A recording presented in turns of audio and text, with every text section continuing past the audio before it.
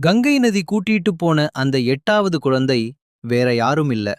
அவர்தான் மகாபாரதத்தோட மிக சக்தி வாய்ந்த கதாபாத்திரமான பீஷ்மர். ஆனா அவர் எப்படி சாந்தனு மன்னன் கிட்ட திரும்ப வந்தாரு? அவருக்கு ஏன் பீஷ்மர்னு பெயர் வந்துச்சு தெரியுமா? கங்கை தேவி அந்த குழந்தைக்கு சகல கலைகளையும் அஸ்திர வித்தைகளையும் கத்துக் கொடுத்து பல வருடங்களுக்கு அப்புறம் சாந்தனு மன்னன் கிட்டயே ஒப்படைக்கிறாங்க.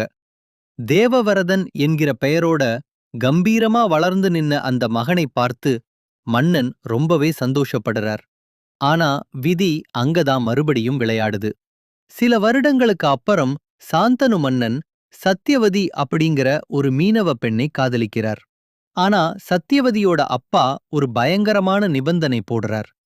உங்களுக்கு பிறக்கிற குழந்தைக்குத்தான் இந்த நாட்டின் அடுத்த அரியணை கிடைக்கணும், தேவவரதனுக்கு கிடைக்க கூடாது அப்படின்னு சொல்றார். இதனால சாந்தனு மன்னன் மனமுடைந்து போறார். தன் தந்தையோட துக்கத்தை தெரிஞ்சுகிட்ட தேவவரதன் சத்யவதியோட அப்பா முன்னாடி போய் ஒரு அதிரடியான சபதம் எடுக்கிறார். அந்த ஒரு சபதம்தான் அவரோட பேரை மாத்துச்சு. ஒட்டுமொத்த மகாபாரதத்தையும் திருப்பி போட்டுச்சு. அவர் எடுத்த அந்த கொடூரமான சபதம் என்ன தெரியுமா?